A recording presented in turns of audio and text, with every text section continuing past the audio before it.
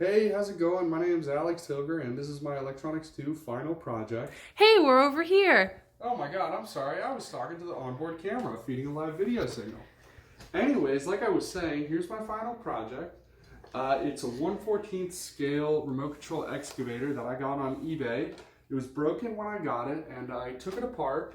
I took it down to the very last screw, and then I resoldered my own leads and built it back up, installed this box, and installed my Arduino and motor controllers. Let me give you a closer look.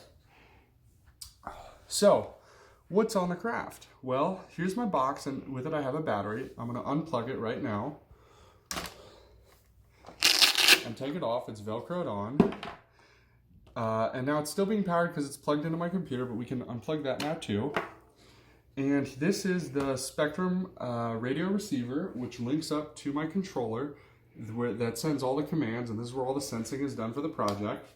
So it's got 8 signals that are sent through all the way down into the box, and they end up in this mess here of spaghetti wires. So they get put into here, and then there are 6 motors and 2 servos controlled in this project. The 6 motors are controlled by the 3 motor controllers here, here, and here. One controls the drive, left and right. One controls the arm, lower and upper. And one controls the bucket and twist. With the project also, there are 2 servos. The servo motors are located right here. If you come around, on the pan tilt for the camera. The camera is just a Logitech webcam that is plugged into the computer. And for the processing portion of the code that you saw in the beginning of the video, the webcam is plugged into the computer along with the Arduino, and the webcam is feeding a live video signal to processing, and then I'm overlaying the PWM signals being sent to the motors, or the throttle, the percents, on the video. Let me show you that more in a second.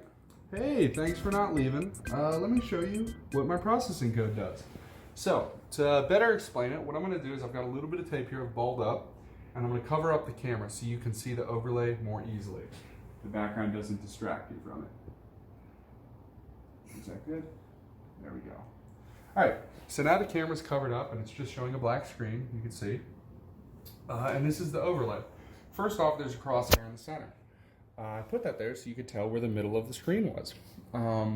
Then they show the drive, both left and right, the twist motor, the bucket, and the sliders. Let me show you them in action. So, first let's see the drive. So, when it goes forward or backwards, and you can see that it's green when it's positive, going forward, and red when it's negative. Now, I'll show you the twist. And you can also see the robot moving too. Now let me show you the twist. You can see it's red when it's twisting towards the left, and green when it's twisting towards the right. And it's controlled by how much throttle I'm giving it. So if I only give it approximately half throttle, then it's only at the 50 tick mark. Can you get closer? Yeah, it's only at the 50 tick mark. If it's 100%, then it goes all the way. Now the bucket. Because I ran out of switches and sliders on the controller, is controlled by this 3-way switch. It has either close, open, or neutral. And again, it's shown there. And then there are the 2 sliders. The 2 sliders have dual functions. They can either move the camera or they control the arms. So the left slider controls the lower arm, which controls this portion here. You can see it's going down and up. And there again, you can see it goes from 0 to 100%. And just like before, if it's positive, it's green. If it's negative, it's red. And it's the same exact situation with the forward, the upper arm, sorry.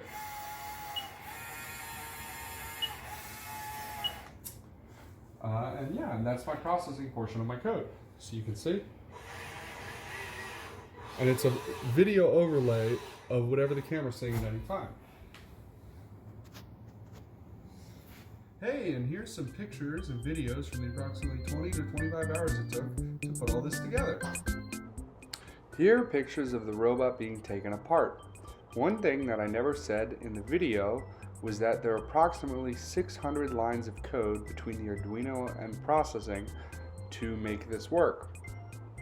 The motor controller that you just saw pictured there was thrown away and replaced with the Arduino. And here's the arm being put back together. All new wires were soldered on. And this project was a lot of fun to do and a lot of work. Hopefully you enjoyed it.